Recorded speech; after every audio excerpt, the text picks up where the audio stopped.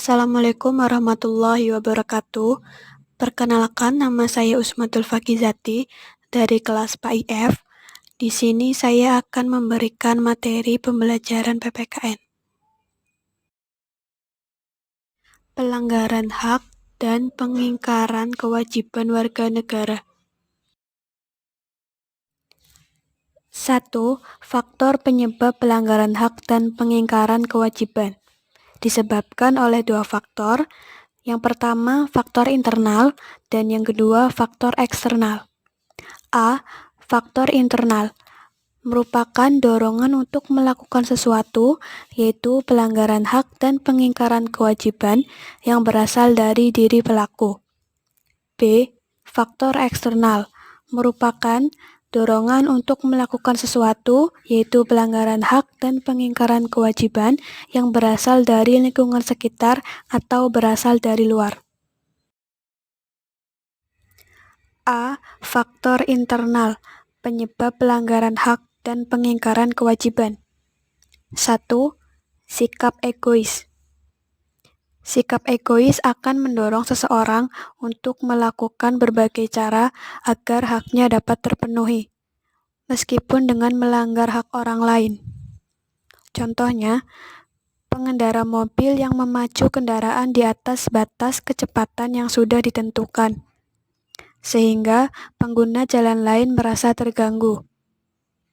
Tindakan tersebut dipicu rasa egois pengendara mobil untuk menggunakan jalan sesuka hatinya.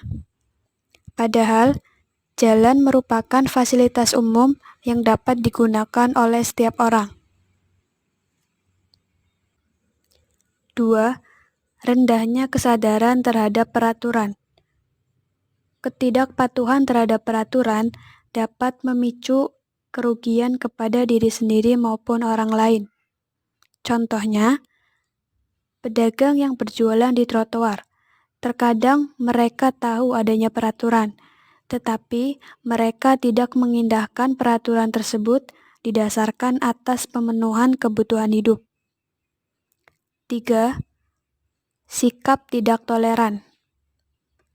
Sikap ini akan mendorong ketidakharmonisan dalam kehidupan bermasyarakat. Contohnya, sikap tidak toleran kepada sesama umat beragama dapat memicu terjadinya pelanggaran hak dan pengingkaran kewajiban. Orang yang sedang beribadah mempunyai hak mendapatkan ketenangan, sedangkan orang lain berkewajiban untuk tidak mengganggunya. Apabila satu sama lain tidak bersikap toleran, akan menimbulkan konflik sosial antar umat beragama. B. Faktor eksternal. 1. Ketidaktegasan aparat penegak hukum. Contohnya, ada pengendara sepeda motor yang tidak mengenakan helm saat berkendara, tapi aparat penegak hukum tidak menilangnya. 2. Adanya kesempatan. 3. Minimnya sosialisasi peraturan dari pemerintah. 4. Penyalahgunaan kekuasaan. Contohnya, beberapa pejabat melakukan korupsi. Mereka telah menyalahgunakan kekuasaannya untuk kepentingan diri sendiri dan mengabaikan hak rakyat. 5. Terjadinya krisis moral dan karakter bangsa. 6. Aparat hukum yang bertindak sewenang-wenang. 7. Kesalahan dalam mengimplementasikan norma-norma dan perintah hukum. Penafsiran hukum yang dilakukan aparat pemerintahan dapat saja keliru dan mengakibatkan terjadinya pelanggaran hak warga negara. 8. Penyalahgunaan teknologi. Contohnya, penyebaran berita tidak benar atau hoax yang membuat orang lain menjadi gelisah. Oleh karena itu, setiap pengguna teknologi memiliki kewajiban menggunakan teknologi untuk hal-hal yang baik. 2. Kasus pelanggaran hak warga negara. Beberapa contoh kasus pelanggaran hak warga negara sebagai berikut. A. pendidikan tidak merata.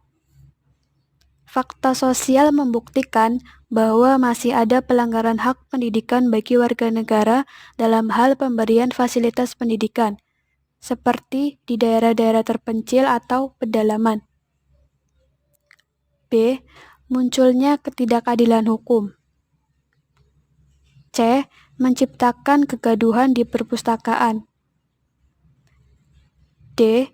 Tidak mendapatkan kesempatan memilih. E. Banyaknya anak di bawah umur yang harus mencari penghasilan. F. Tingginya angka pengangguran. G. Pelanggaran hak cipta. H.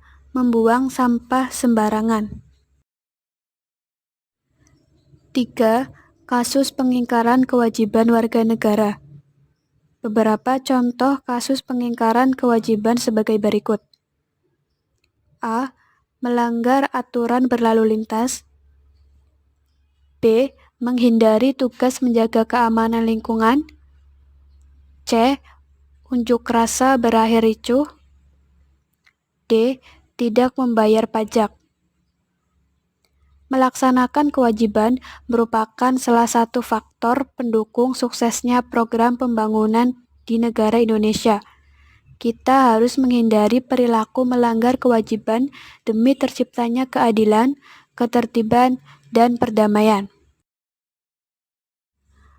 4. Upaya pemerintah dalam penanganan kasus pelanggaran hak dan pengingkaran kewajiban warga negara. A. Menegakkan supremasi hukum dan demokrasi. B. Meningkatkan kerjasama yang harmonis antar kelompok. C. Mempertegas peran lembaga penegak hukum. D. Meningkatkan kualitas pelayanan publik. E. Meningkatkan prinsip kesadaran berbangsa dan bernegara. 5. Membangun partisipasi masyarakat dalam pencegahan terjadinya pelanggaran hak dan pengingkaran kewajiban warga negara. 1. Menaati peraturan perundang-undangan. 2. Menjaga hubungan baik antar warga negara Indonesia. 3. Mengetahui hak dan kewajiban sebagai warga negara. 4. Memantau jalannya pemerintahan agar tetap mementingkan kepentingan rakyat. Terima kasih. Wassalamualaikum warahmatullahi wabarakatuh.